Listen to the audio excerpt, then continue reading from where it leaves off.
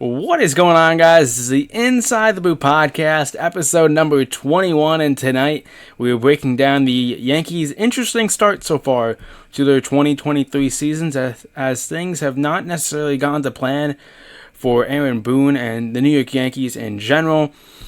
They sit at a brutal 18-17 record right now for having the second highest payroll in the MLB and only trailing the New York Mets. So it's been a tough start for the Yankees. They haven't been healthy at all. The medical staff has been busy. We look at some of these injuries, and they're brutal because, all of these guys would definitely have a starting spot on this team. Luis Severino has a lat strain. He looks to be getting progressively better. He's expected to be back with the team in late May/June. Josh Donaldson had a hamstring injury, suffered earlier in the season, but he looks to be getting better. He's been doing some sprints, and he's expected to be back in May, so that's good for the Yanks. Aaron Judge, he is expected to return very soon. Second game with his 3-game slate against the Oakland Athletics, so that's good news for the Yankees to get their best offensive weapon back. And also Carlos Rodon. Rodon, they signed him to a long deal, and it's been rough because, he hasn't been able to pitch. He pitched a tiny bit in spring training, but that back has just been not nice to Carlos Rodon. It's been a brutal start to his Yankee career as he has yet to pitch in the regular season, so we hope to see Carlos Rodon return, but his back has been iffy so far. Loizica is expected to return August to September. He's got a right elbow strain. Stanton suffered a left hamstring strain, expected late May, June. Kami Canley has right bicep tendonitis. They signed him to a 1-year deal, expecting to maybe get another good relief pitcher, but he is also injured and is expected to be back late May and June. Frankie Montas, who the Yankees traded for last year, has right shoulder inflammation. He is hopefully back for the second half, but there is nothing confirmed. Lou Trevino has Tommy John, so he will be done for the season. Scott Effers has Tommy John, and Luis Gil has Tommy John. So a lot of names that took a while. It's rough because at least the thing we know is that you're getting Aaron Judge the soonest, and that's your most important player. Aaron Judge hit 62 home runs last year. He was outstanding.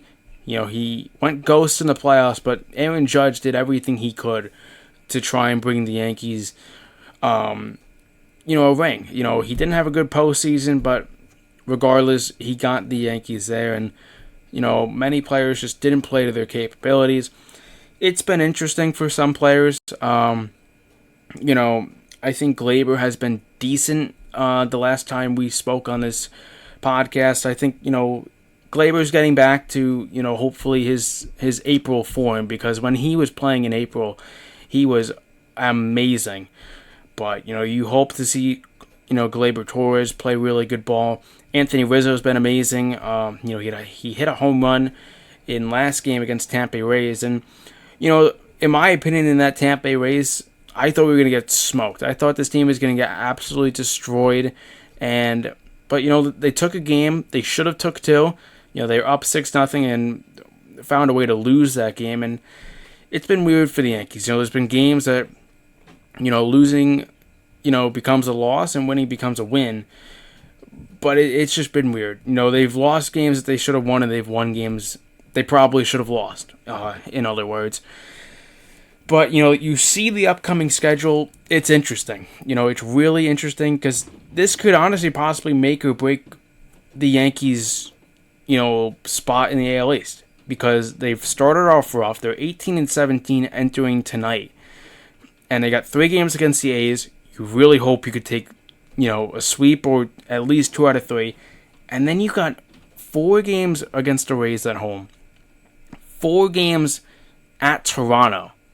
Those 8 games after those 3 games could probably make or break your season. Because if you really, play bad, you could be barely searching for a third place spot, in my opinion. And then you got 3 games against the Reds. You should be able to take care of it against the Reds. And then you got 3 games against Baltimore. That's anyone's game. I mean, Baltimore's a really solid team this year. The Padres after that, that's a good team as always. And then you're at Seattle for 3 games. And then to, really spark things up, you're playing the Dodgers first 3 days of June. So that'll be interesting for the Yanks on how they play. But, you're getting some really key guys back in May. And it seems like May is going to be a nice month for the Yankees. People are coming back. You hope the team, stays healthy, because that's been the main concern. Health has been a main concern for the Yankees. Who knows what this season is going to bring. I mean, we've seen multiple teams in this league that have started off rough and found a way to, piece together a nice season. I mean, we look at the 2022 Phillies. We didn't know what to expect from that team. And then, we thought maybe they go up against the Cardinals, and they defeat the Cardinals. But I don't think anyone expected them to go in and, beat up against the other teams and find themselves in the World Series. Baseball is such an interesting game because, you got a lot of baseball left. You got over 100 games, over 120 plus games. Anything can happen. We don't know how much longer the Rays are going to stay hot. We obviously expect the Boston Red Sox and Orioles to cool down along with the Blue Jays. But the Yankees will eventually hit their peak, and when they do, they got to keep that train going. They can't take a week off, a day off. They have to win games, and they have to win them in bunches. It's going to be really tough this upcoming schedule because you realistically look at this team, and you look at this schedule. The Oakland Athletics are obviously the worst team in baseball. We know that. So if you're not able to sweep them, or at least take 2 out of 3, that's a concern. The 8 games against the Rays and Toronto combined, those are 2 potential playoff teams. The Reds are not good. Orioles, potential playoff team. Padres, probably a playoff lock. Seattle, potential playoff team. And then the Dodgers, probably a potential playoff team. You're versing a lot of good teams. We know that. We know what the baseball schedule is. It's not easy, and eventually you're going to have to play a lot of good teams down the stretch. This is only in May, okay?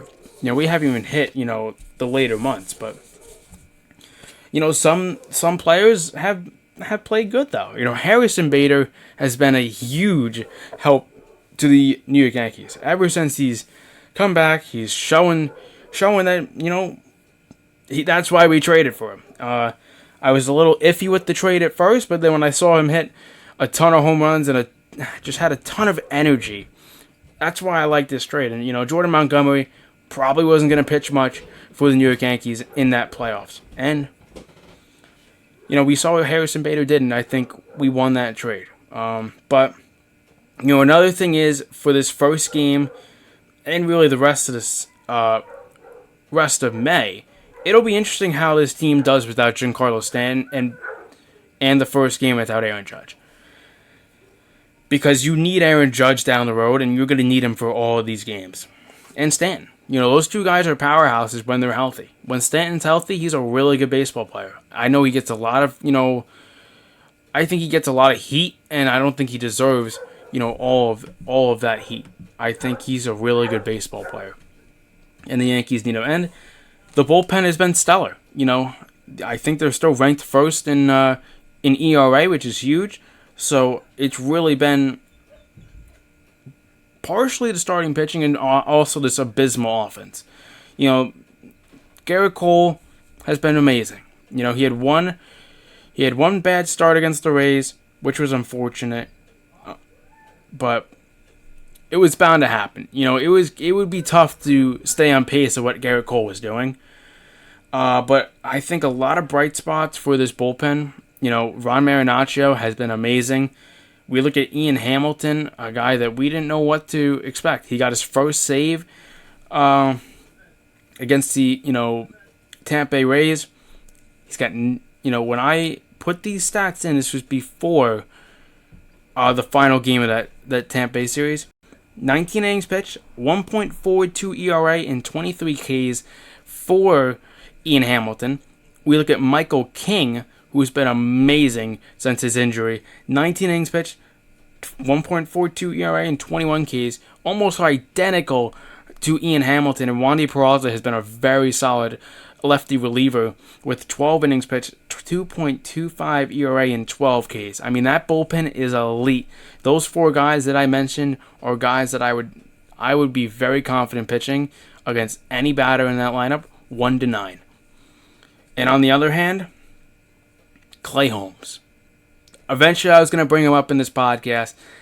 Clay Holmes has been bad. Like, really bad. If we look at his stuff from when he was elite with the Yankees, when they first got him, when they first traded him from the Pirates to the Yankees, I didn't know what to think about this guy. I knew he had nice stuff. I didn't know he was going to be unhittable when we first acquired him. But once he got that minor injury, I don't know if it was a forearm injury or something in his arm, the wheels completely fell off the train. Because Clay Holmes has struggled. He's got a 4.09 ERA and a lot of hard hit balls allowed. I mean, batters are batting 273 against him. That is just unacceptable. If he wants to be your closer, to Aaron Boone, sometimes he's in closing situations. I would much rather have the four guys I mentioned closing that game. Ian Hamilton, King, Peralta, or Marinaccio. Even if Loaiza comes back strong. I thought he was good. But the numbers, his foul ball rate is 12.5%. Line drive rate is 28.1%. Hard hit balls are 50%. So it's either he's allowing a hard hit ball or the ball is just in play. And his strikeout percentage is down. I think he had like a 28% or strikeout percentage. So that's down. All of his numbers are down. And we look at how, dominant Clay Holmes was. His ground ball rate last season was 77%. Right now, it's under 60. So they need Clay Holmes to figure it out clearly because, before you know it, his role is going to be lesser and lesser, and he's going to pitch in those games where they're like meaningless games, and we need Clay Holmes to be good. I mean, if you could have 5 solid elite relievers, you could take yourself a long way in the postseason because, pitching matters. Pitching definitely matters. I mean, obviously the offense has, not been good, but, if the pitchers can hold them for a long enough time, eventually the offense is going to spark. And, Judge is coming back. You got Donaldson coming back. You got Stanton coming back. So, you're eventually getting guys back. It's not like Donaldson's out for the year, Stanton's out for the year, Judge is out for the week. It's not like that. And I hope none of those 3 players are done for the year. But, it'll be interesting for these Yankees to really, give themselves a reality check and what team they're going to be.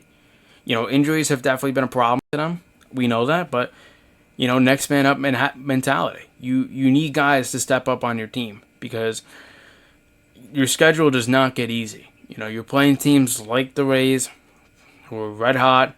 Toronto's not a bad team.